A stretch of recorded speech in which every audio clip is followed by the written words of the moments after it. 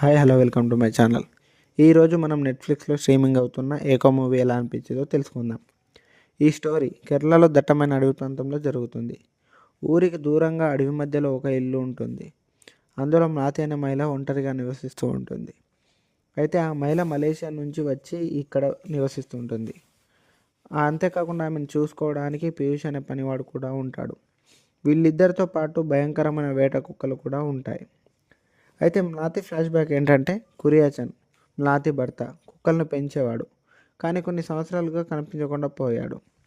అయితే ఒక క్రిమినల్ కేసులో ఎక్కడో దాక్కొని ఉంటాడని అతని కోసం పోలీసులు కూడా వెతుకుతూ ఉంటారు. అయితే మలేషియాలో నివసించే మ్లాతి మరియు అతని భర్త ఈ అడవిలో ఎందుకు ఉంటున్నారు, అసలు కుక్కలు మ్లాతికి ఉన్న సంబంధం ఏంటి, పీయూష్ ఎందుకున్నాడు అనేది మిగిలిన స్టోరీ. అయితే సినిమా అయితే ఎలా అనిపించిందంటే, సినిమాకు ముఖ్య బలం ఆ లొకేషన్, అడవి ప్రాంతం, రియాలిటీకి దగ్గరగా ఉండే వాతావరణం డైరెక్టర్ గారు చాలా రియలిస్టిక్గా చూపించాడని చెప్పాలి. అంతేకాకుండా స్టోరీ నరేషన్ కూడా చాలా బాగుంటుంది. ఒకేసారి స్టోరీ రివీల్ చేయకుండా ఇంట్రెస్టింగ్ అనిపించాలి చెప్పడం సినిమాకు ప్లస్ అనే చెప్పాలి.